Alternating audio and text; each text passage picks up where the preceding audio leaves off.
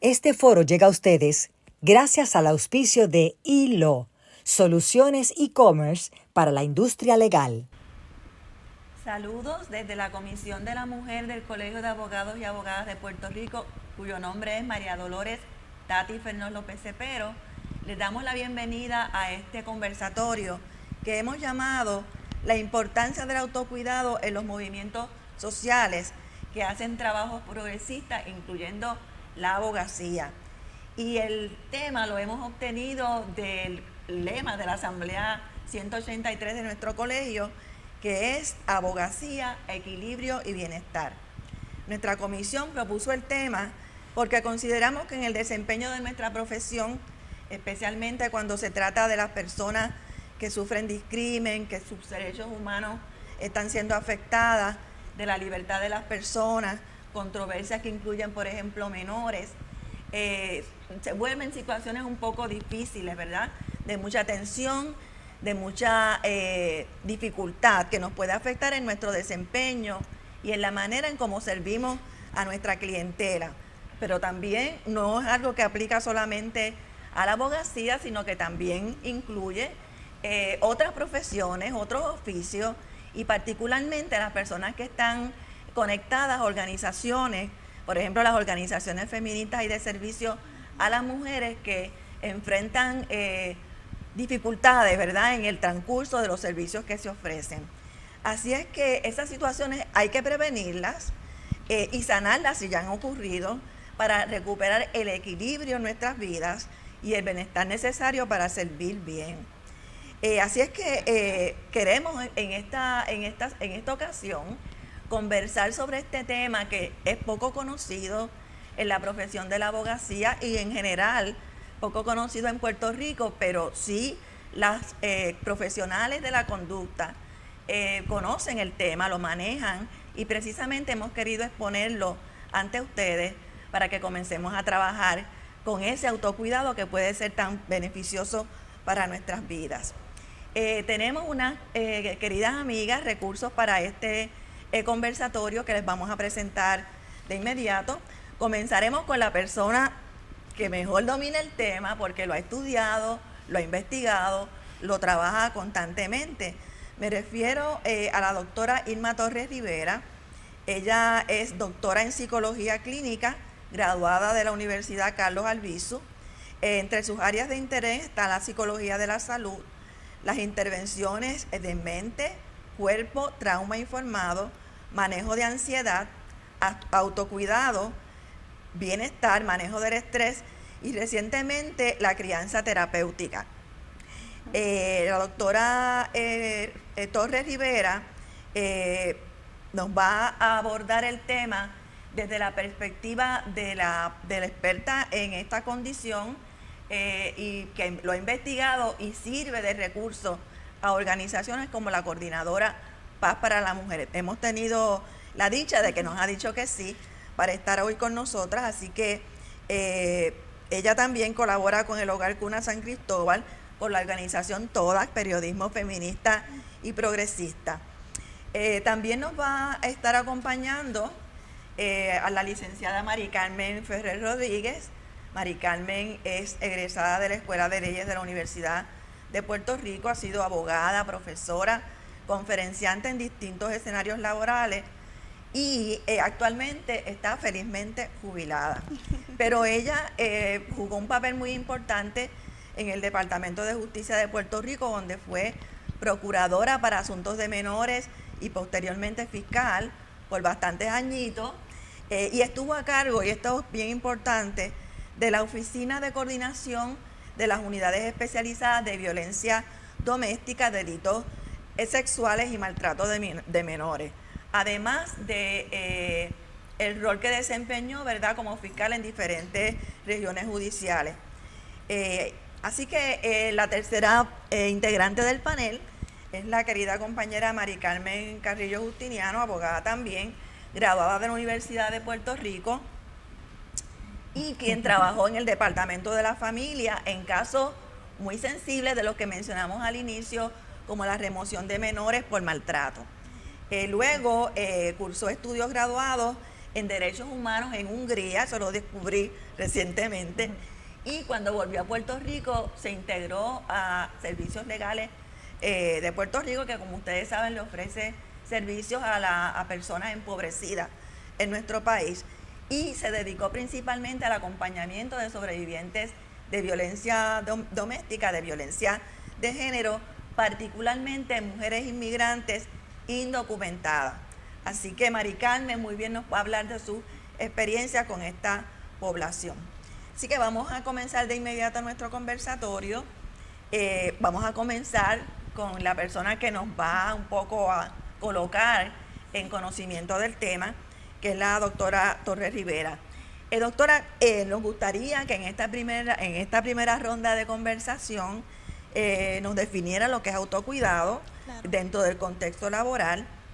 También sería interesante conocer cuáles son los síntomas o las manifestaciones que debemos evitar para no caer en la necesidad, ¿verdad?, de un autocuidado o de una intervención médica, mental o física, por razón del estrés o lo que más son.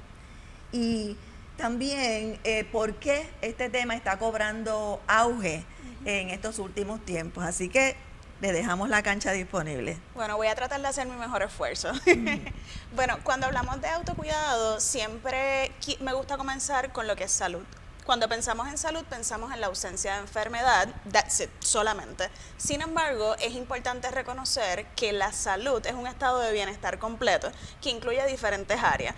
Partiendo de esa conceptualización de una salud completa, ¿verdad?, en el área emocional, social, físico, económico, en diferentes áreas, es que entonces se integra el tema del autocuidado, porque el autocuidado son todas las acciones que nosotras hacemos a propósito para lograr ese estado de bienestar y de salud, ¿verdad? Así que cuando pensamos en el autocuidado, pensamos en todas las cosas que muchas veces nos van a ayudar a sentirnos mejor, a sentirnos en plenitud, a sentirnos en bienestar. Sin embargo, socialmente hay varios conceptos que pueden ser, que chocan un poquito, que eso incluye la percepción del autocuidado como un lujo, ¿verdad? Cuando pensamos en autocuidado, muchas veces pensamos en actividades que conllevan gastar dinero, como ir a un spa o tipos de actividades que tienden a ser costosas. Sin embargo, aunque eso bien pudiera ser de autocuidado para algunas personas, el autocuidado también incluye cosas que son incómodas, como por ejemplo ir a nuestras citas médicas,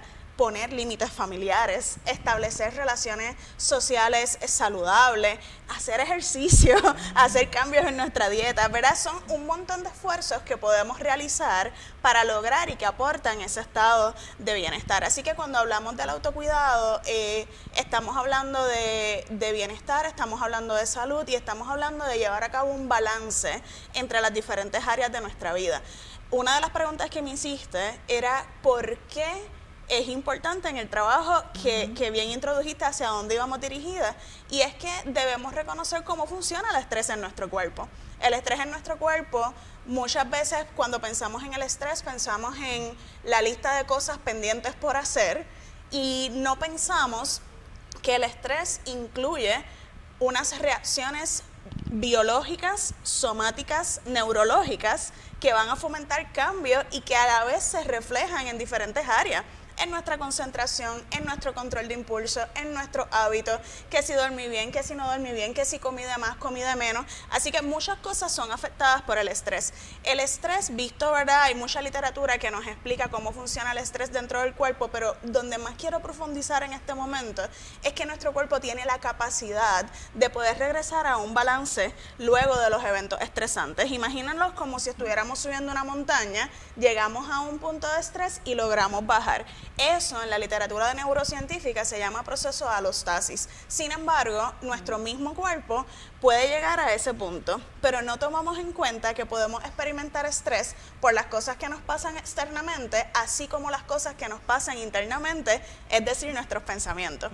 Así que cuando los pensamientos entran en juego o situaciones bien complejas, como miremos nuestras experiencias sociales en los últimos 5 o 7 años, que han sido de constante estrés, ¿verdad? Todo todavía estamos viviendo con apagones y con diferentes situaciones que activan memorias traumáticas que hemos vivido colectivamente. O sea, estos últimos años han sido sumamente estresantes. Ese proceso de alostasis no necesariamente llega y se provoca lo que se conoce como una sobrecarga alostática. La sobrecarga alostática no es otra cosa que nuestro cuerpo trabajando tiempo extra para lograr llegar a un balance que no logra llegar porque los estresores externos están constantes y adicional a eso nuestros pensamientos, nuestras cogniciones están todo el tiempo enviando elementos que son estresantes. Así que el estrés, por un lado, lo necesitamos porque es lo que nos motiva a estar aquí en el día de hoy, reunidas, conversando, pero por otro lado se puede convertir en algo que nos puede hacer daño, porque cuando llegamos a esos puntos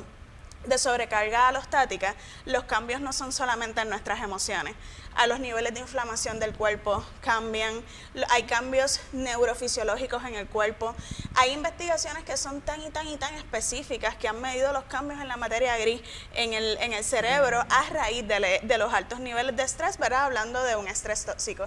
Así que, ¿qué pasa cuando tenemos compañeras, colegas, que están en la línea de batalla defendiendo a las personas que están en desventaja social, que enfrentan múltiples interseccionalidades, que a lo mejor no contamos con todos los recursos para poder brindar el servicio que queremos llevar? Pues mira, esos niveles de estrés aumentan. ¿Y por qué el autocuidado es importante? Porque el trabajo que cada una realiza es esencial para el bienestar de otra persona, y si nosotras no estamos bien, no podemos cuidar bien a otra persona, independientemente sea el rol que hagamos. No sé si ahí contesté la pregunta. Sí, yo creo que sí. O sea, que yo creo que tenemos que tener bien claro que no se trata únicamente, porque cuando hablamos de estrés, es que, ay, como que tengo esta preocupación. Claro. Pero evidentemente puede ser algo peligroso, incluye síntomas físicos. Totalmente. Y síntomas emocionales y mentales. Totalmente. Muy bien. Entonces, me gustaría saber cómo es que el tema es abordado ahora con un poco más de frecuencia. ¿Cómo surge ese interés en Puerto Rico? Excelente pregunta.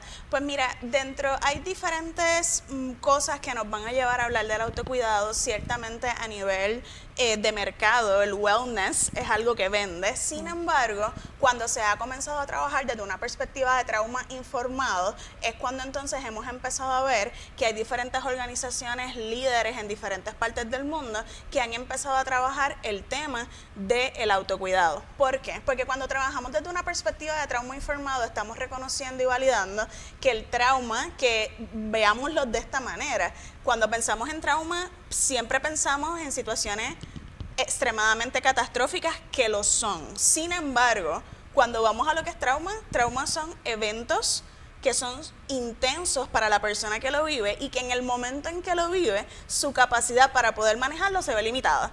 Así que a lo mejor para una persona lo que es traumático no lo es para la otra, ¿verdad? Así que, y como estábamos diciendo ahorita, hay diferentes elementos que estamos viviendo ahora mismo en nuestra sociedad. Pero regresando a la pregunta, se ha empezado a hacer mucha investigación sobre lo que es el trauma informado, y cuando reconocemos uno de los pilares del trauma informado es poder validar, reconocer y honrar el impacto del trauma en el bienestar, en el cerebro y en esas reacciones automáticas.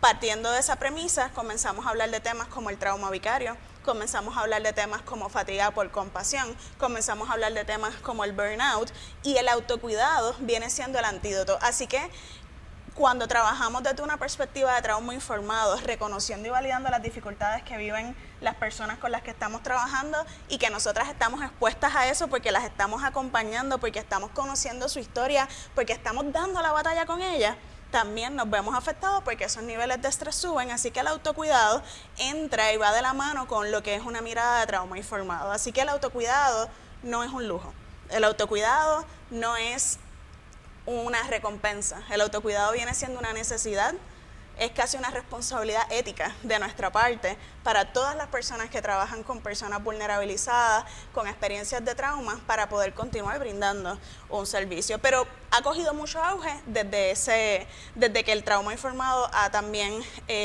aumentado su evidencia científica. Y supongo que ha comenzado por las personas, por las poblaciones por las que trabajamos, las que han estado más afectadas, más vulnerables. Totalmente, totalmente. Bien.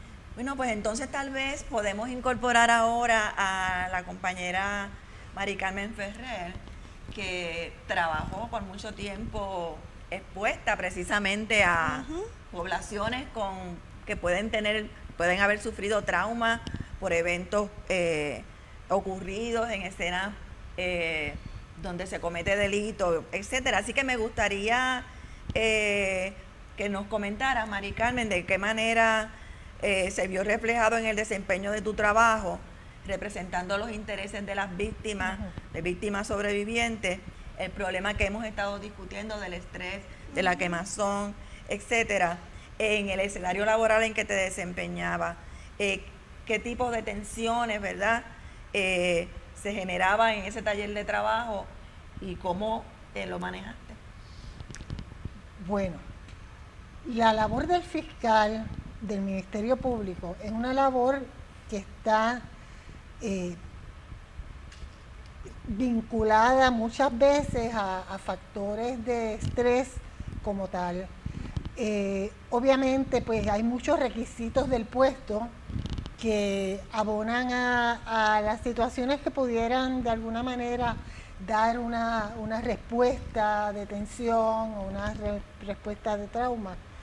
Sin embargo, lo cierto es que los fiscales reciben unos adiestramientos muy especializados en el manejo de todo lo que son los delitos y todo lo que son los procesos para llevar y encauzar los distintos crímenes que se atienden en una fiscalía.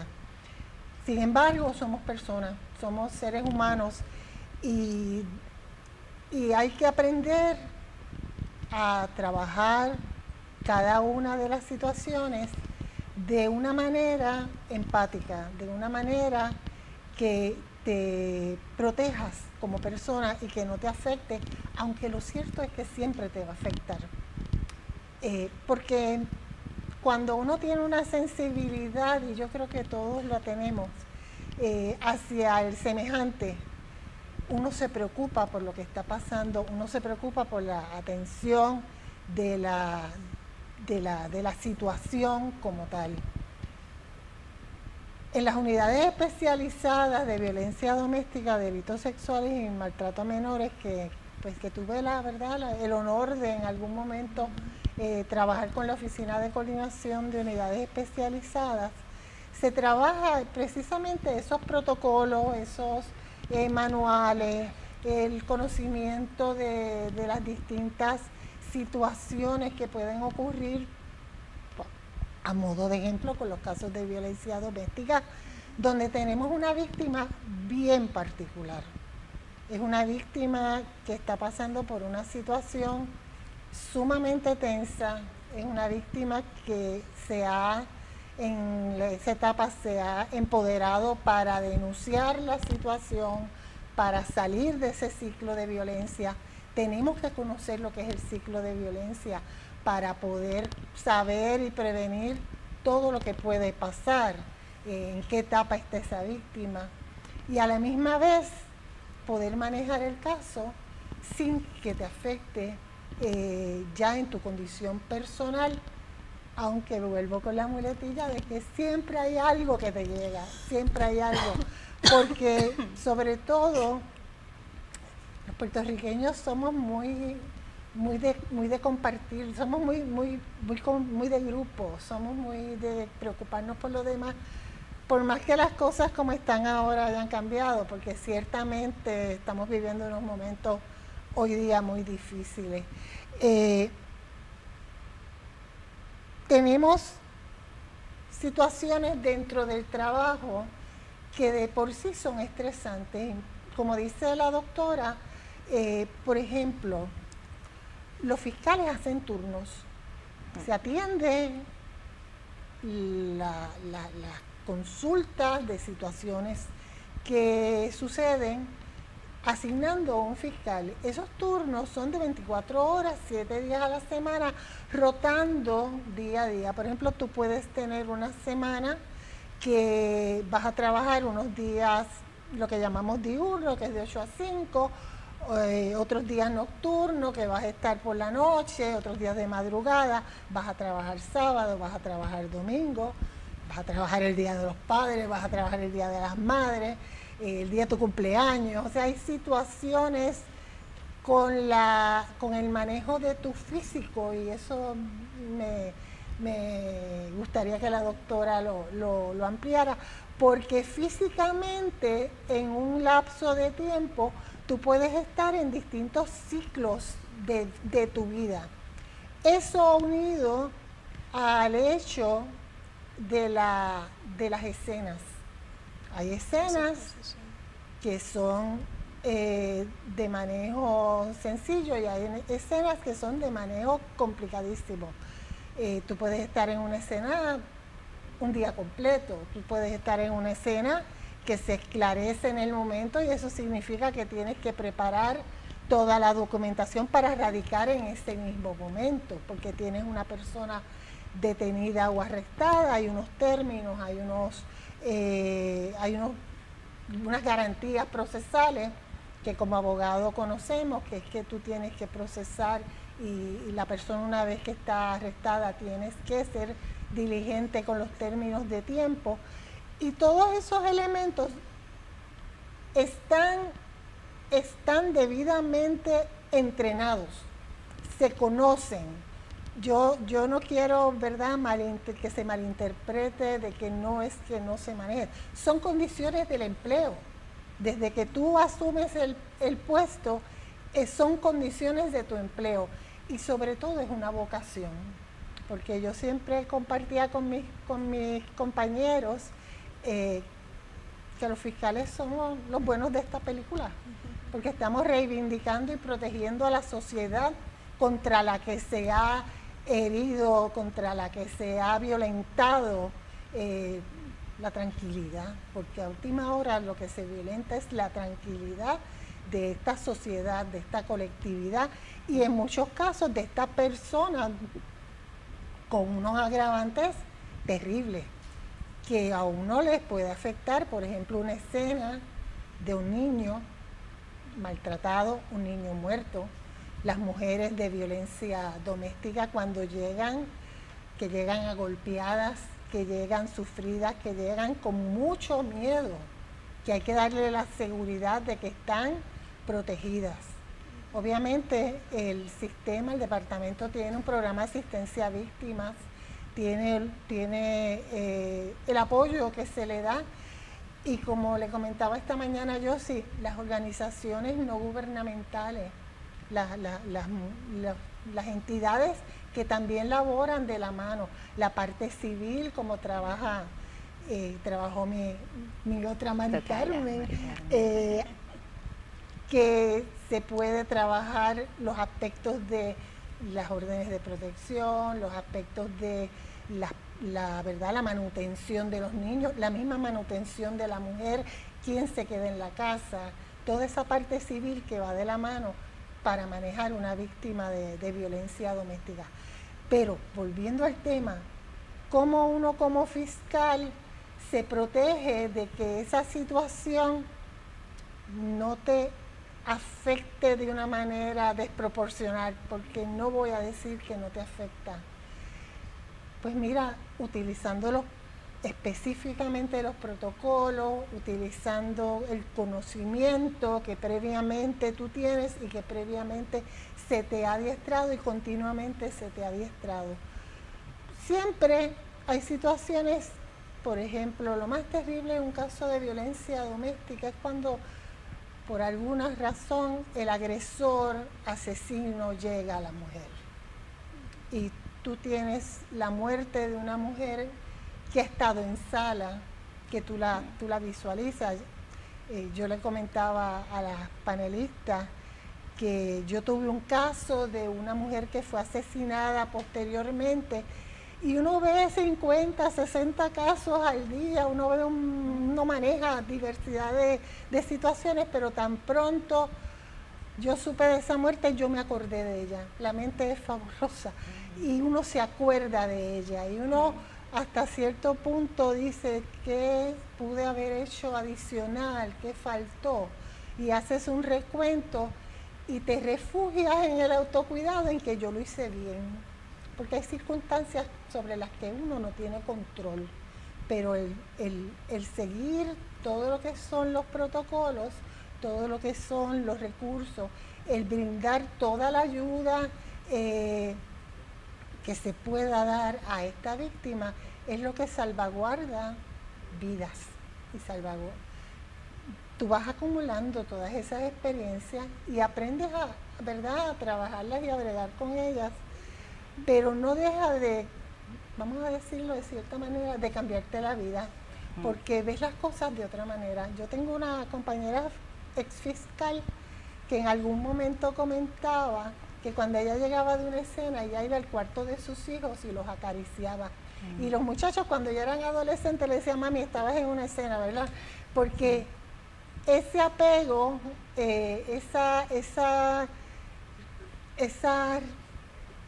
encontrar lo que es la realidad de otros seres humanos y esa responsabilidad ciertamente te va formando y tienes que tener todas las destrezas que la doctora nos está explicando para el bienestar propio, porque somos colectivos pero somos individuales y en la manera que seamos todos nos protejamos y inclusive nos protejamos entre nosotros mismos, porque ayer hablábamos en nuestra reunión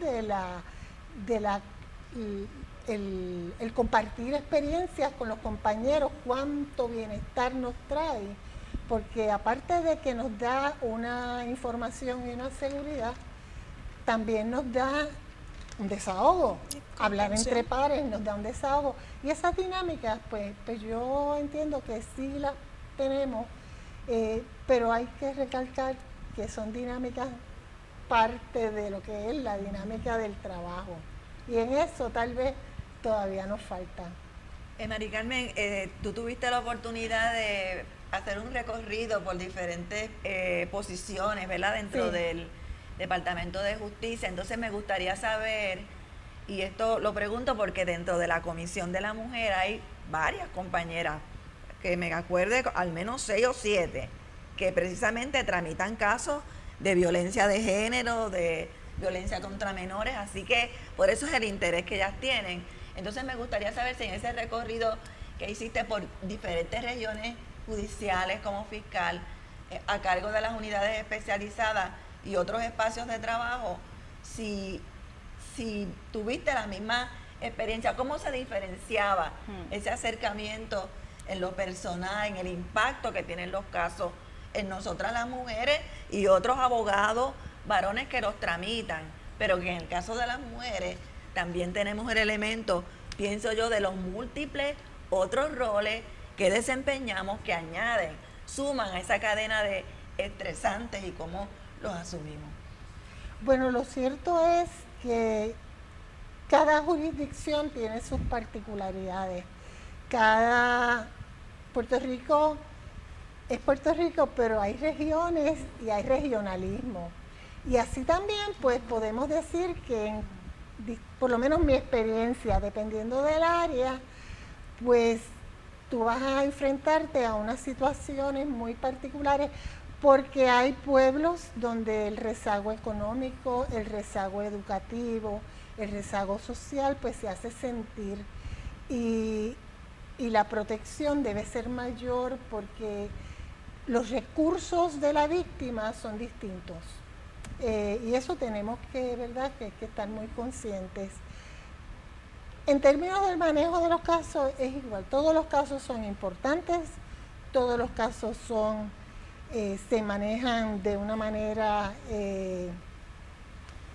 con las destrezas que se tienen, pero las víctimas sí, y los hechos van a ser distintos. Hay jurisdicciones donde, por ejemplo, por decirte algo, la edad promedio del agresor es menor, las situaciones de los casos son distintas porque la comunidad es distinta, reaccionan de manera distinta. Hay lugares donde lamentablemente hay conductas delictivas que son aceptadas en la comunidad y cuando llegan a la fiscalía, pues tú te enfrentas a una serie de situaciones donde los intereses o el interés es distinto, el interés de las partes, Y eso pues yo entiendo que es caso a caso, región por región. Yo pienso más en la pregunta que me haces, que la experiencia que yo tuve como procuradora de menores, porque la práctica de la Procuraduría de Menores, que prácticamente el procesamiento de las faltas que cometen los menores son muy particulares, y las características del menor que llega al tribunal sí varían, sí son muy dependiendo del área donde tú estés. Por ejemplo, la deserción escolar, la falta de una familia nuclear como la conocemos, niños que viven con familiares o con extraños, que no viven con su papá y su mamá, muchas veces porque los han perdido, o sea, la cantidad de niños que los padres los han matado. Todos esos factores sociales hay que tomarlos en cuenta, y dada la pregunta que me hace, sí, yo entiendo que Puerto Rico es una unidad, pero sí hay factores regionales. Para decirte, hay agresiones sexuales en algunos lugares que no las reportan. La agresión sexual es un delito muy particular, que tal vez María Carmen pueda abundarse, porque esa víctima es muy distinta a otras víctimas. Es una víctima que inclusive muchas veces se está cuestionando si la culpa la tuvo ella. Y en eso tenemos que tener el cuidado de no revictimizar y reforzar a esa víctima, de que, sobre todo cuando son menores de edad, de que tú no tuviste la culpa, de que esa culpa no es tuya. Bueno, Isaac, también hay diferencias cuando se trata del campo penal y el campo civil, entonces queremos ahora que María Carmen nos converse un poquito. Ella trabajó bastante tiempo en Servicios Legales de Puerto Rico, que atiende personas en condiciones de pobreza, y además de eso, pues con víctimas, sobrevivientes, inmigrantes indocumentadas, o sea, que añade, ¿verdad?, a los estresores que eso conlleva. Así que nos gustaría, María Carmen, que nos hablara sobre cuáles son algunos de esos estresantes, qué impacto tiene la condición de inmigrante indocumentada, incluyendo cómo llegan aquí a Puerto Rico, muchas de ellas, ¿verdad?, arriesgando sus vidas. Y también si en servicios legales en particular había algunas condiciones que abonaban también en términos de, ¿verdad?, de trabajo, de condiciones de trabajo que abonaran a ellas. Así que hay mucho campo donde cortar. Hay mucha tela que hablar de este tema. Son muchos los factores estresantes cuando acompañamos a mujeres sobrevivientes de violencia en casos civiles, especialmente cuando son personas de escasos recursos económicos. Exacto. Entonces, cuando hablo de casos civiles me refiero a casos de familia, como son los de divorcio, custodia, procesos de inmigración, de desahucio, solicitud de órdenes de protección de acecho por agresión sexual y violencia doméstica. Entonces, de entrada, como abogada mujer, se genera este primer sentimiento de desilusión por el hecho de ser abogada joven mujer. Una de mis primeras experiencias fue cuando en una sala, en un proceso de desahucio de manera pública, delante de todo ese público presente, este abogado me mandó a sentar, y la gente, incluyendo la jueza, lo cogió como un chiste, y todo el mundo se empezó a reír. Entonces eso me generó un sentimiento de rabia y desilusión, porque uno se cree que va a poder reaccionar de manera efectiva cuando ocurren este tipo de situaciones, pero la verdad es que uno se queda paralizada y rabiado de una misma el no poder hacer nada en ese tipo de situaciones. También se añade más sentimientos de desilusión, de rabia y frustración cuando experimentas juntos con las sobrevivientes ese discrimen sistémico por motivo de género y pobreza en estos procesos judiciales. Lo cierto es que las mujeres no nos creen, porque es que permea este prejuicio de género, de que somos mentirosas, somos manipuladoras, somos vengativas. Y también es muy frustrante el cómo los tribunales no comprenden las decisiones que toman mujeres para poder resistir y sobrevivir situaciones de violencia. También he tenido experiencias que que hacen ver cómo también nuestra integridad física se ve expuesta. Cuando acompañamos a sobrevivientes de violencia de género, somos una persona de apoyo para poder ayudarlas a salir de esa situación de violencia. Por lo tanto, la parte agresora nos ve como una amenaza a continuar con su poder y control sobre la sobreviviente, lo que crea situaciones de riesgo. Por ejemplo, a una colega se encontró que estaba en una lista que hizo una persona agresora de las personas que iba a matar. En mi caso en particular, una sobreviviente, cuando volvió con su agresor, luego de iniciar un proceso de divorcio, me presentó una queja ante el Supremo. También una persona, la dueña de un hogar, en contra de quien yo había hecho una denuncia por maltrato institucional, le presentó una queja ante el Supremo también. Y pues son situaciones adicionales que se generan cuando uno trabaja con este tipo de casos, en casos civiles.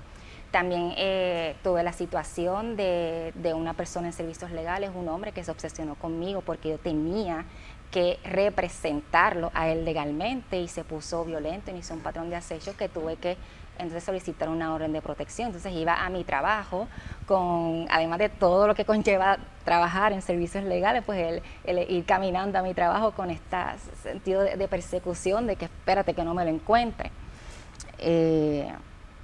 También el trabajar en este tipo de casos impacta grandemente el bienestar emocional de una, sobre todo cuando son personas indocumentadas. Y siempre tengo presente, porque el realizar este tipo de trabajo significa de manera constante estar escuchando la dura realidad y ser testigo de la dura realidad de estas mujeres.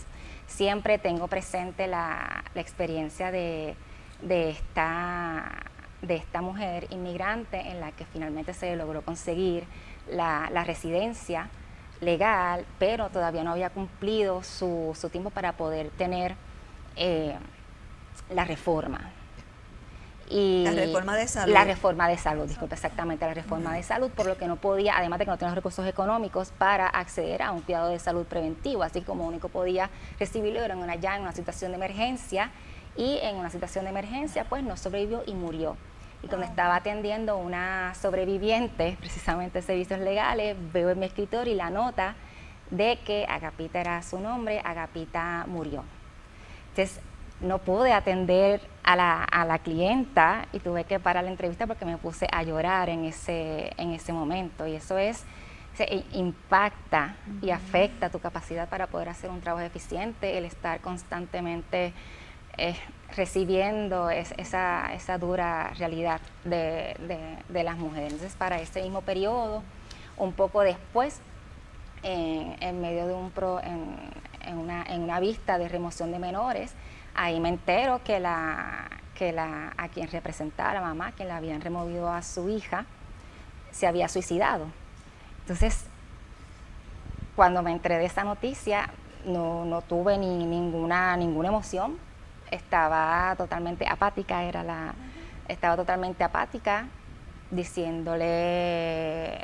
solicitando autorización ya para que se me relevara, que hasta el mismo juez, conociéndome, porque uno va constantemente allí, conociéndome, pues me desconocía, hasta yo misma me desconocía en ese momento. Y entonces se va todas estas situaciones, además del estado constante de crisis en el que estamos por el simple hecho de vivir en Puerto Rico, se suma, crea un desgaste en lugares que, como cuando uno trabaja en servicios legales, que es mucho más marcado, porque se te exige el trabajar un alto volumen de trabajo en unas condiciones precarias, laborables, y a la misma vez con pocos recursos. Y trabajar con sobrevivientes es un trabajo que requiere de mucho tiempo, no es como cualquier caso civil que tú la atiendes y rápido preparas cualquier que sea la petición judicial y ya estamos. No, hay que escuchar, hay que establecer estrategias no solamente en lo legal, sino también en lo social, porque son asuntos bien complejos. Y aún con todo este panorama tengo que reconocer que mi situación es una privilegiada, pues hay colegas que están en una situación mucho más vulnerable, que pues por factores que tienen que ver, que provocan situaciones de desigualdad para ellas por motivos de su color de piel, de su edad, discapacidad, orientación sexual y eso. Sí, me parece muy, muy conmovedor el testimonio, porque en esta ocasión lo reconozco como un testimonio de Mari Carmen, así que cuando se tiene la sensibilidad que es necesaria para manejar este tipo de casos, como bien señaló Mari Carmen, pues probablemente el impacto en términos de cómo nos afecta, pues va a ser mayor. Entonces ahora me gustaría que, habiendo escuchado, doctora, los testimonios de Mari Carmen y de la otra Mari Carmen, pues que nos dijera entonces cómo el autocuidado, ¿verdad?, pensado, formado, pues pudo haber ayudado, puede ayudar a prevenir situaciones como las que nos han señalado, especialmente Mari Carmen Carrillo. Y también que habláramos, porque estamos hablando de escenarios de trabajo, de qué manera, de quién es responsable de este autocuidado, a quién le compete tomar medidas, tener, por ejemplo, recursos disponibles para manejar la situación de estrés que enfrentó Mari Carmen. ¿Y qué ocurre cuando se trata de autoempleo, ¿verdad?, de las compañeros que tienen sus oficinas solos, ¿verdad? Aun cuando sabemos que el colegio tiene un sistema de apoyo, pero ¿cómo se puede manejar? Y como usted mencionó al principio, el autocuidado debe ser preventivo, ¿verdad? Claro. Entonces, ¿cuáles son las prácticas, algunas prácticas de prevención que podríamos pensar o tener? Seguro que sí. A lo mejor ahorita me repites alguna de las Claro, preguntas si se me claro. escapa algo. No se me va a olvidar. Pues mira, escuchando a las compañeras, llegaron muchos pensamientos, pero lo primero que quiero compartir, y es particularmente para las personas que quizás nos están viendo en la grabación, es que reflexionen sobre lo poderoso de estos testimonios, porque una clave dentro de una poder identificar algo que le está afectando es cuando una se da cuenta y identificándolo en otra persona. Entonces, yo siento, y no sé si ustedes se sienten de la misma forma, que nada más el tener esta conversación, el que estas dos personas compartieran su vulnerabilidad de sus historias para poder compartirla, es un gran aporte a esa validación de lo que a lo mejor otras personas están viviendo y a lo mejor no habían iniciado esta conversación. Así que primero quiero agradecer, ¿verdad?, a la comisión por tener en consideración traer este tema y a las compañeras por compartir su vulnerabilidad, que sé que puede ser de mucho impacto para las personas que nos están escuchando. Y eso es uno de los elementos del autocuidado también, poder encontrar espacios de contención. Bueno, pero regresando a la primera pregunta que me hiciste, me dijiste que era autocuidado para prevenir esas sensaciones. Pues mira, cuando escuchaba a esta Mari Carmen inicialmente, algo que me llegaba a la mente, ella describía cómo dentro del trabajo hay unos roles que hay que asumir que son intrínsecos del trabajo. O sea, no es algo que tú puedes decir, esto no lo quiero hacer porque es tu trabajo, tienes que hacerlo. Y cuando ella hablaba de los cambios de turno y diferentes cosas, yo decía, wow, qué importante es para el autocuidado sostener rutinas de bienestar. Rutinas donde yo pueda garantizar mis horas de sueño, donde pueda tener mis espacios de decompress, ¿verdad?, de soltar. Qué importante es sostener esas rutinas y cómo esas rutinas las podemos hacer con estos cambios constantemente. Entonces quizás eso es una pregunta que sería interesante tener un foro de fiscales para ver de qué maneras lo van abordando dentro de su realidad de trabajo, porque al igual que por ejemplo profesionales de enfermería, de medicina, que tienen que cumplir con unas rotaciones y demás por las exigencias del trabajo, pero hay que reconocer que una de las cosas cuando hablamos de autocuidado que siempre recomendamos son rutinas que te hagan sentir bien, donde tú garantices ciertas actividades que aportan a tu batería emocional. Lo básico, comer bien, dormir bien, hidratarte, hacer actividad física, meditar, eso es lo básico. Pero ¿cómo entonces lo hago cuando constantemente me están cambiando las rutinas? ¿Verdad? Así que eso fue lo primero que estuve pensando. Así que quería comentar eso. Al principio del foro estaba diciendo de que el autocuidado no era solamente hacer actividades placenteras, también era hacer un esfuerzo por sostener este tipo de actividades que en el momento quizás no son tan placenteras, pero que aportan a nuestro bienestar, como las que acabo de mencionar de las rutinas, y yo creo que eso es importante. Pero sobre eso, miremos eso como un primer nivel, sobre eso también entonces reconocer cuando tenemos situaciones o exposiciones a situaciones particulares que activan un nivel de estrés, una reacción emocional. Mari Carmen dijo algo bien importante y es que siempre vas a sentir algo, ¿verdad? Y yo creo que aunque recibimos una formación en nuestras diferentes profesiones para manejar lo que sentimos, poder en ese momento seguir un protocolo o hacer unas cosas, la sensación va a estar ahí. Y qué poderoso es poder reconocer eso para manejarlo. Quizás poder reconocer, esto tuvo este impacto en mí, voy a hacer esto otro para manejarlo. Quizás necesito un espacio de silencio conmigo misma. Si practicas alguna religión, conectar con tu espiritualidad de alguna manera. A lo mejor necesitas caminar 15 minutos en la playa, sentir el viento, escuchar las olas, pero nada de eso puede pasar si no reconoces el impacto que tuvo en ti. Entonces yo pienso que algo que dijo Mari Carmen muy poderoso fue eso, el poder reconocer que habían situaciones que aunque se podían manejar porque tienen las destrezas y las competencias para manejarlo, provocaban algo. Pues primer paso, vamos a reconocer lo que nos provoca y poco a poco vamos identificando cuáles son las destrezas que mejor nos funcionan para decir, oye, esto me está pasando, voy a hacer esto que me ha funcionado en el pasado o me lo han sugerido para poder liberar eso. No, lo que no es recomendado, aislarnos. Lo que no es recomendado, quedarnos pensando en eso, dándole las 20 vueltas, porque no sé si recuerdan al principio que les comentaba que el cerebro, cuando con esos pensamientos se activa la misma respuesta de estrés entre nosotros. Yo le digo el cavernícola de nuestro cerebro no sabe identificar cuando los pensamientos son reales o son de embuste. Así que si tú te quedas dándole vuelta, es esa exposición constantemente. Así que la distracción, las habilidades que vamos desarrollando, que siempre y cuando aporten a nuestra salud y bienestar, son importantes. Pensaba de quién es la responsabilidad, porque yo pienso que patronos que donde se llevan a cabo labores que pueden ser tan estresantes, retantes, pues deberían de alguna manera, ¿verdad?, proveer los espacios, Claro. o tal vez educarse sobre este tema, Claro. para poder ayudar a la gente que trabaja ahí.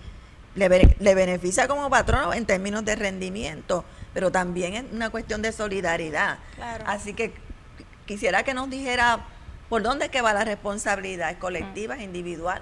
¿Cómo podemos hacerlo? Qué bueno que haces esa pregunta. Cuando hablamos de autocuidado, la misma palabra hace referencia como a una responsabilidad individual, ¿no? Sí, autocuidado. Pero además de que hablamos del autocuidado, hablamos del entrecuido, hablamos del cuidado colectivo. Y cuando lo miramos desde una perspectiva de trauma informado, miramos también esa responsabilidad del patrono. Ciertamente dentro del autocuidado hay una responsabilidad individual hacia el cuidado de uno como persona, de una misma como persona.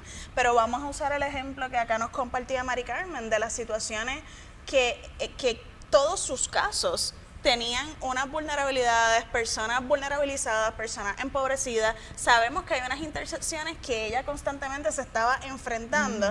Pues desde esa perspectiva, desde una mirada de trauma informado, sí el patrono debería tener una responsabilidad de poder proveer espacios para entonces que ella pueda manejar y pueda continuar hablando de eso. Ciertamente el tema del cuidado informado, del bienestar en las empresas, es un tema bastante novel, es un tema que no necesariamente lo estamos hablando tanto como deberíamos.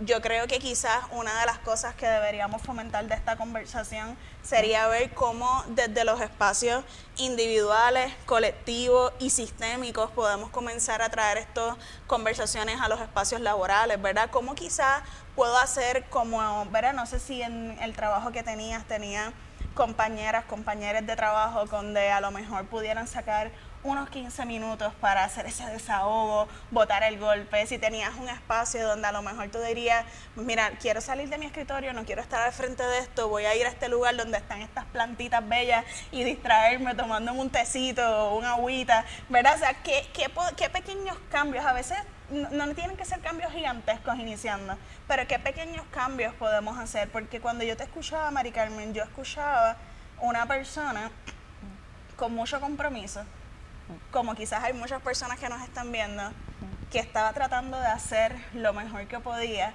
en unas condiciones adversas y que a la misma vez quizás te podías sentir hasta traicionada de ti misma de no dar esa milla. ¿Me equivoco?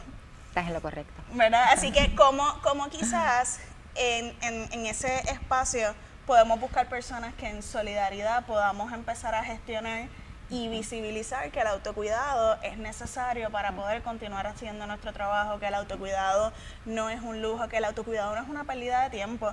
No sé ustedes cómo se sienten, pero yo, en mi poca experiencia en la vida, he visto que sobrevaloramos mucho el estar ocupada, ¿verdad? ¿Cuánto quizás demonizamos o mal hablamos de una persona que está perdiendo su tiempo, que debería estar siendo más productiva?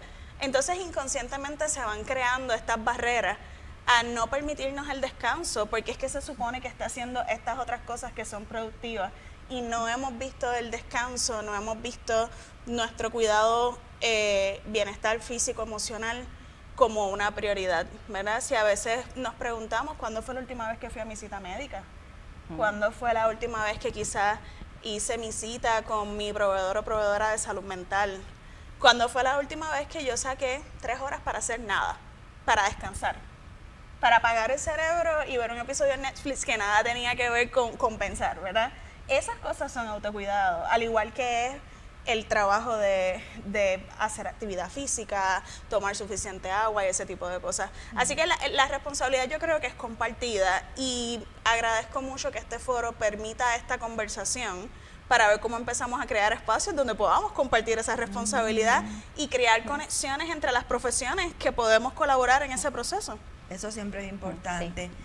Mari Carmen Carrillo, me gustaría ahora que nos dijeras si mientras laboraste en servicios legales estabas al tanto de este tema, cómo hubiera cambiado tu posición, tu panorama, si hubieras sabido cómo manejar, ¿verdad?, el tema del autocuidado.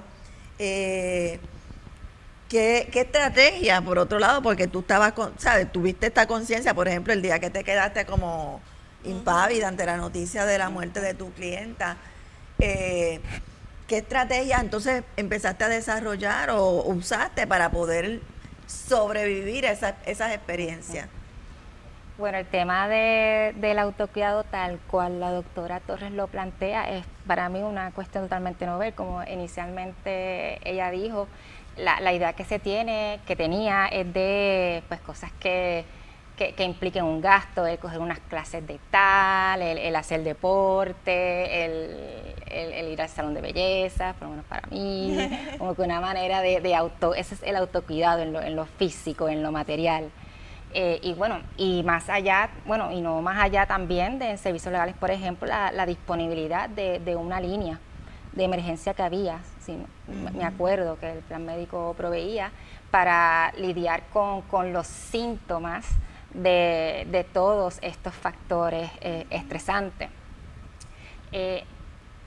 A raíz de este conversatorio es ahora por primera vez me lo estoy planteando como una necesidad de incluir el concepto de autocuidado tal cual como se está discutiendo aquí, como una condición de trabajo, en el sentido de que a nivel institucional se promuevan unos espacios y herramientas para el autocuidado, pero que sean accesibles y que sean efectivos y que esté siempre ahí disponible. No es hasta que cuando estoy en mi práctica privada, luego de dejar servicios legales, que pues ya con el tiempo pues uno empieza a relacionarse con personas en la misma situación que están en la práctica privada, pero continúan acompañando sobrevivientes de violencia, que empezamos a hablar un tanto del tema, de cómo entonces lo vamos a manejar. Claro. Y optamos por, como podemos manejar la situación, creamos un grupo, como que dice, de apoyo de las defensoras, que no solamente son profesionales del área del derecho, sino también del área de trabajo social, Y ese grupo lo creamos no solamente para discutir asuntos de estrategia legal y de cómo dar un manejo efectivo del caso desde la perspectiva social, sino que también lo utilizamos desde un espacio que sea íntimo, seguro, confidencial, el poder ventilar todos estos sentimientos, todas estas frustraciones y poder hacerlo desde el respeto, desde el amor. Y sí hace una gran diferencia, es reconfortante y da energías para poder continuar. Pensando ya acá que tal vez de haber existido este tipo de espacio, herramientas de manera institucional y muy accesible, pues tal vez una no se hubiera planteado que la única alternativa para poder asegurar el bienestar emocional de una era pues cambiar de trabajo o bajar considerablemente el número de casos que uno toma de violencia de género. Totalmente. Y hace sentido lo que compartes, Mari Carmen, porque dentro de todas las investigaciones que hablan del bienestar, las relaciones sociales saludables es un elemento clave. Y lo que tú estás describiendo con ese grupo que tienen, que te felicito e invito a las personas que lo puedan considerar, es básicamente una invitación a construir un espacio saludable donde yo pueda sentirme en la suficiente comodidad, seguridad de expresarme, de ser vulnerable y saber que no voy a recibir juicios al respecto, ¿verdad? Y eso viene con el cambio de mentalidad de que no siempre tengo que ser fuerte, de que se vale sentir, de que se vale quizás decir, no sé qué haría en tu situación, pero te escucho, estoy contigo. Y cuán poderoso puede ser eso cuando una está transitando diferentes retos, ya sean personales o laborales. ¿Y qué nos dice Mari Carmen Ferrer sobre conocimiento que tuviera sobre este tema que estamos como que iniciando y qué alternativas, cuáles fueron tus recursos para, como nos dijiste, siempre vas a sentir, pero para manejarlo? Pues fíjate, el tema yo lo conocía no tan estructurado como nos lo ha presentado la doctora y con tanto detalle y tanta información. Es como que por instinto tú sabes las cosas y por instinto tú haces las cosas. Yo estoy retirada, estoy jubilada y cuando tú dejas la distancia con ese tipo de trabajo, que por cierto, lo había puesto en la reseña, estoy retirada, jubilada, pero no estoy sin trabajo, porque por primera vez en mi vida me estoy dedicando mi tiempo a las cosas que a mí me interesan y me preocupan. Yo creo que por naturaleza uno va a seguir haciendo y haciendo, aunque también reconozco que me estoy dando mi tiempo. Hay ciertos lujos como dormir un poquito más tarde, la maravilla de acostarte a dormir sin pensar que te tienes que levantar, eso. Pero en el momento en que yo estuve con las unidades especializadas, que fue una experiencia de verdad que bien gratificante, hubo unas situaciones de unas escenas muy tristes, muy de muerte de muchas personas, muchas escenas de lo que llamamos los accidentes fatales son horrorosas, desmembramiento, ese tipo de cosas feas, por decirlo, porque yo siempre he dicho que el ser humano, cuando tú le dices, cogí un papel y me corté el dedo, te tiene que doler el corazón. Del que cuando tú haces esa historia, el día que a ti te deje de doler el que a otra persona le pase algo físico, pues estamos deshumanizados. Que lo controles es otra cosa, pero tiene que haber esa reacción. Pues sí organizamos un taller que lo llamamos de manejo de estrés y a lo mejor debió llamarse de autoayuda. Y fue muy interesante. Buscamos un grupo de fiscales que habían pasado y atendido esas escenas en particular, y a través del programa, me recuerdo que fue Paz, del programa de AMSCA, tuvimos un taller de todo un día en un ambiente que fue muy colaborador el municipio de Cagua, fue en el Jardín Botánico de Cagua, con unas facilidades preciosas, todo el mundo en tenis y maones, porque vamos a hacer ejercicio en el piso. O sea que para resumir, sí conocía algo y sí lo manejamos. Como dice Carrillo, pues sí, el manejo en grupo, el comentar en grupo, aunque no necesariamente con los medios que tenemos ahora, porque te estoy hablando hace algunos años, pero el reunirnos en grupos nosotros por las tardes, sobre todo cuando estuve en la Fiscalía de Bayamón, para evitar el tapón a la hora de salida, habíamos un grupo de fiscales que nos íbamos a caminar al paseo lineal y nos reíamos muchísimo, y entonces hacíamos ese tipo de actividad colectiva y otras más también, que pues hasta cierto punto manejaba pues el estrés del día. En términos personales, pues yo, ¿cómo manejo esto de lo que son los estrés? Pues primero, en la labor cuando estuve laborando como fiscal, saber que esa era una vocación, saber que yo estaba allí porque era lo que quería hacer, era donde me sentía bien laborando y donde yo sentía que rendía un propósito y una labor con resultados y con, vamos a decir, un poco romántico tal vez, con una labor social indirecta. Lo segundo es también reconocer que los seres humanos somos una complejidad de asuntos. Uno es el profesional, uno es la hermana, la hija, la madre, la que hace ejercicio, la que le gusta el piano, la que le gusta cocinar, la que le gusta coser, y agarrando todas esas distintos, que a veces le decimos sombreros, que tenemos las mujeres, y buscando espacios para cada uno de ellos. Yo, por ejemplo, cuando cumplí 40 años, decidí que yo toda mi vida había querido tocar piano, porque tomé clases cuando era muy niña, pero en casa no habían los recursos económicos para comprar un piano, así que tuve que en algún momento parar, porque ya no iba a poder seguir. Pues yo a los 40 años empecé a coger clases de piano, lo cual te significa que tienes que practicar todos los días. Así que yo me daba estos espacios, aún laborando en un trabajo de mucha tensión, donde yo hacía cosas para mí. Y yo creo que esa es la manera en que se maneja, es reconocerte tú. Tú necesitas estar en grupos, pues yo tengo unos grupos de amistades de hace 50 años. Yo tengo mi grupo desde séptimo grado, las que somos amigas, y nos seguimos reuniendo. Yo soy la madrina de la hija de una de ellas, y se casó en Houston, y allá volamos todas a Houston a la boda. O sea, ese grupo, esa claque, esa manada tuya es bien importante.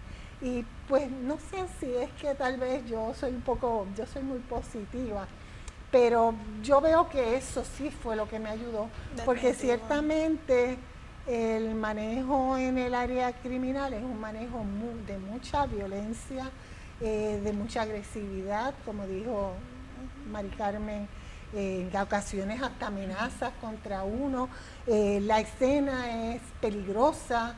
O sea, hay muchas cosas con las que tú trabajas y que tú vas a reaccionar de alguna manera, pero la vida es un abanico de situaciones y de capacidades, y hay que buscar el espacio para cada una de ellas y protegerte y ponerte en el centro. Y así fue como yo lo trabajé. Muy bien. Doctora, ahora como que me gustaría un poco abordar el área de cuando ya el problema está patente, ¿verdad? Y hay un desgaste, hay un estrés que está afectando a la persona y a la gente a la que sirve. Entonces me gustaría que nos hablara un poquito sobre cuáles son las recomendaciones terapéuticas o qué tratamientos hay disponibles, qué cosas específicas hay que hacer, hay que apagar ese fuego para poder empezar a reconstruir. Y entonces si conocemos si hay organizaciones, programas a los cuales se pueda recurrir para intervenir en ese momento y entonces comenzar la prevención otra vez. Totalmente. Pues mira, mi invitación es a quitarle el tabú a la salud mental. y empezar a reconocer nuestras señales cuando ya sentimos que no estamos pudiendo realizar nuestro trabajo bien, cuando nuestras condiciones médicas están descontroladas o quizás están surgiendo condiciones médicas que antes no teníamos. Eso es una bandera, ¿verdad? Porque como les expliqué al principio, hay un impacto de los niveles de estrés en nuestra salud física y mental. Mi recomendación siempre es que busquemos ayuda profesional. Cuando hablo de ayuda profesional me refiero quizás a proveedores y proveedoras de salud mental, psicología, trabajo social clínico, que te puedan acompañar, que te puedan ayudar a en ese momento empezar a resolver y a organizar para luego entonces continuar con el autocuidado como una rutina, ¿verdad? Siempre hay prácticas que ayudan, por ejemplo, creo que lo mencioné al principio, pero quiero ser bien específica, de toda la investigación que existe acerca de las intervenciones mente-cuerpo como parte del impacto neurológico, neurobiológico que tiene en el impacto del estrés, ¿verdad? Desactiva la respuesta de estrés, activa la respuesta de relajación, y esas son todas las prácticas que tienen que ver con meditación, mindfulness, yoga. Sé que suena bien como hocus pocus, sin embargo hay mucha evidencia científica de cómo esto puede ser un gran aliado y aliada para nuestra salud física y mental. Así que tratar de incluir estos hábitos, buscar las personas seguras para ti, abrirte a recibir la ayuda profesional, o sea, y lo voy a decir abiertamente porque es público. Yo soy psicóloga, mi esposo es psicólogo, mis amistades son de psicología y yo tengo mi psicóloga, porque necesitamos un espacio, es una visión externa. Cuando tú estás en medio de la situación, no siempre se ve con claridad, y nuestro rol es poder acompañarles en ese proceso de crear bienestar. Sin embargo, pues hay que trabajar con ese estigma que existe de no buscar ayuda. Así que cuando ya el fuego está fuera de control, atrévete a buscar ayuda y míralo como una oportunidad de aprendizaje, para que entonces, una vez bajamos esas llamas, las cosas están controladas, podamos entonces empezar a construir rutinas que nos ayuden a nuestro bienestar, integrar en nuestras rutinas hábitos de actividades mente-cuerpo, quizás empezar a poner límites con amistades, con familiares que nos drenan, ¿verdad? Que no son o no representan espacios saludables para nosotras a nivel de apoyo social, ¿verdad? Quizás empezar a considerar la actividad física como un aliado para nuestra salud física y mental, que también las mujeres tenemos una gran batalla con ese tema, porque siempre vemos la actividad física como un castigo, y si supiéramos todos los beneficios que tiene para la salud física y mental, todo el mundo lo haría. Hay estas investigaciones que nos hablan de que la actividad física frecuente puede funcionar equiparándose de igual manera con un antidepresivo para la depresión leve y moderada. Así que estamos hablando de que tiene un impacto gigantesco positivo para nuestra salud física y mental, pero venimos cargando con unos estigmas muy grandes hacia que esa actividad física es solamente como un castigo por la forma de nuestro cuerpo, por lo que comimos, y es un hábito de bienestar súper poderoso. Priorizar nuestro sueño, y yo diría también algo bien importante, que es darnos permiso. Tenemos que darnos permiso. Nada de esto va a funcionar si no nos damos permiso en reconocer que está bien ponernos como prioridad, que está bien descansar, que está bien sentir, que está bien buscar ayuda. Darte permiso para poder escucharte, validarte y accionar de acuerdo a lo que a ti te funciona. Muy bien, pues creo que podemos como que darnos a la tarea entonces de seguir pensando y hablando sobre el tema. Creo que el colegio puede incorporarlo también como un aspecto importante para que nuestra matrícula pueda trabajar con estas situaciones de estrés, de quemazón, de desánimo que pueden surgir. Quiero decirles que la doctora Torres Rivera preparó una guía de autocuidado, que la hemos visto, las que estamos participando aquí, nos ha gustado mucho, y que ella la preparó para la Coordinadora Paz para la Mujer, que es la coalición contra la violencia doméstica y la agresión sexual en Puerto Rico. Está en la página de Coordinadora, pero ellas nos han autorizado a que la coloquemos en la página de Facebook de la Comisión de la Mujer María Dolores Tati Fernos, así que a partir de esta noche la vamos a incorporar y pueden buscarla. Ahí están también cosas específicas, como ella la señala. Tal vez nos puede mencionar un resumen Claro. de la guía para que la gente la pueda entonces Sí. accesar. En la guía trato de explicar desde por qué y cómo, ¿verdad? La primera parte es por qué es importante hacerlo y la segunda parte es cómo. Y ahí abordo temas desde la aromaterapia, el automasaje, que si el movimiento, la actividad física, higiene del sueño. Hay diferentes actividades que tú puedes considerar y empezar a buscar ideas y tratar de hacerla en arroz y habichuela para que cualquier persona la pueda entender, y si no la entiendes también eres bienvenida, bienvenida a contactarme, ¿verdad? Yo estoy en las redes sociales de RA Irma Torres y casi siempre trato de contestar casi todos mis mensajes y siempre estoy bien abierta a querer aportar a las personas ese granito de bienestar. Bueno, pues ya saben, busquen la guía o en la página de Coordinadora Paz para la Mujer o en nuestra página, y quiero agradecerles su atención a este foro. Espero que puedan entonces seguir pendientes de las diferentes actividades del colegio y también de la Comisión de la Mujer. Agradezco a nombre de las compañeras comisionadas la participación de ustedes en esta actividad y espero también seguir contando con ellos más adelante. Que lo pasen bien. Hasta luego. Este foro llegó a ustedes gracias al auspicio de ePayment, Merchant Solutions,